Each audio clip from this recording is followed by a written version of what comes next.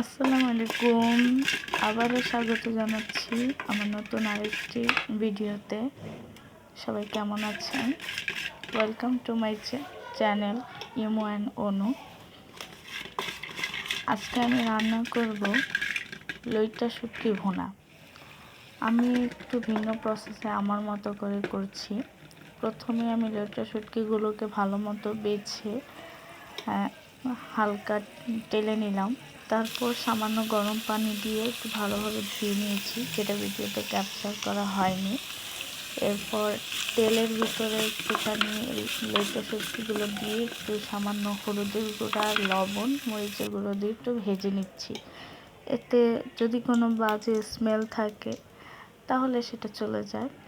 যাদের একটু প্রবলেম হয়, গন্ধ লাগে, তাদের ক্ষেত্রে এটা সুবিধা হয়। এখন কড়াইতে আমি পরিমাণ মতো তেল ঢেলে দিচ্ছি, যেহেতু একটু ভাজা ভাজা টাইপের ভুনা ভুনা করব, একটু তেলটা একটু বেশি দিলাম। প্রথমে আমি তেলটা গরম হয়ে যাওয়ার পরে একটু রসুন কুচি করে দিয়ে দিলাম।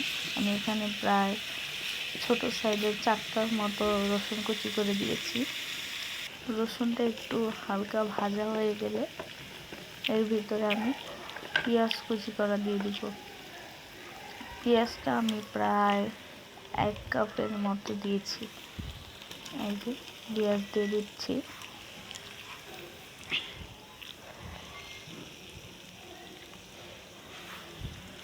আমি এক এক করে সব ইনগ্রিডিয়েন্টগুলো অ্যাড করব, একসাথে সব দিব না।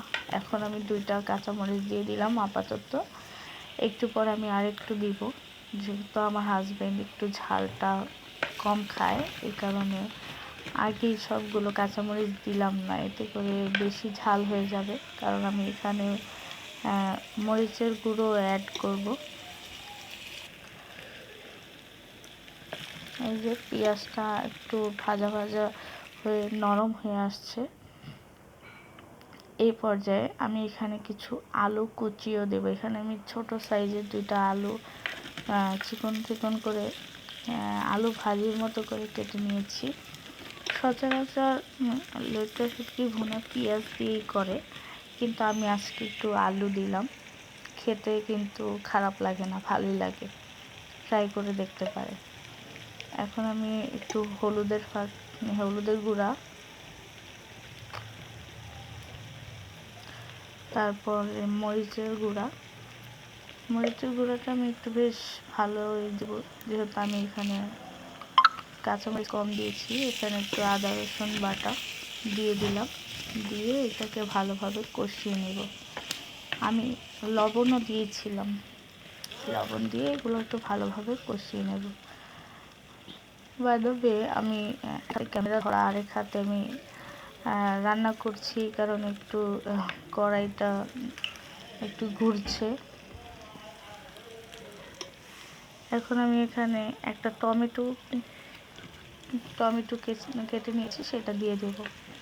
টমেটোটাও সচরাচর কেউ দেয়, আবার কেউ দেয় না। আমি একটু দিলাম, দিলে একটু খেতে ভালোই লাগে। ওই যে বললাম না, একটু ভিন্ন প্রসেসে রান্না করছি। এটাকে এখন আমি ভালোভাবে কষিয়ে নেব। মশলার সাথে এগুলোকে যত কষানো হবে টেস্টটা আরও ভালো লাগবে। আমি এখানে আরও 3-4টের মতো কাঁচামরিচ অ্যাড করেছিলাম, যেটা ভিডিওতে ক্যাপচার করতে ভুলে গিয়েছি। এখন ঢাকনা দিয়ে ঢেকে ভালোভাবে একটুখানি কষিয়ে নেব।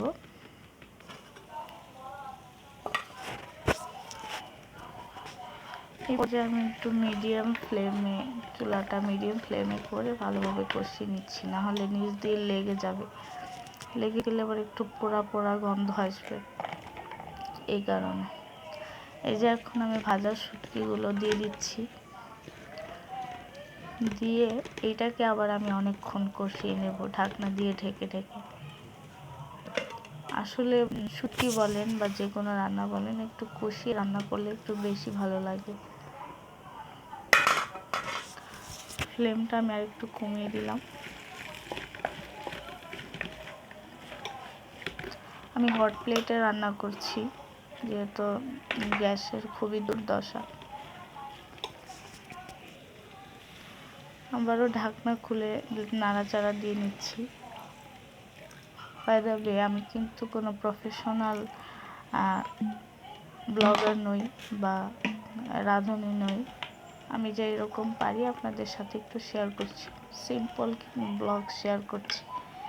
এই যে এখন আমার একটু পানি দিয়ে দিচ্ছি।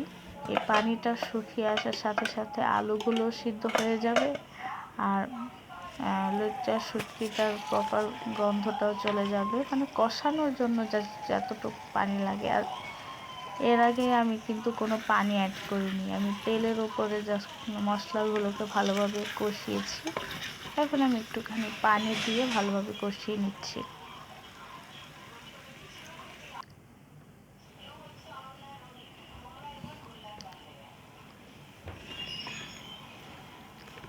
এই যে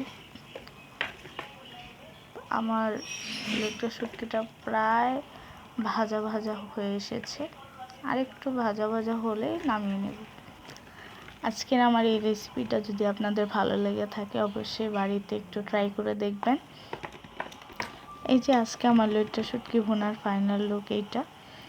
ভিডিওটা ভালো লাগলে অবশ্যই লাইক কমেন্ট শেয়ার করবেন এবং চ্যানেলটা সাবস্ক্রাইব করবেন। ধন্যবাদ।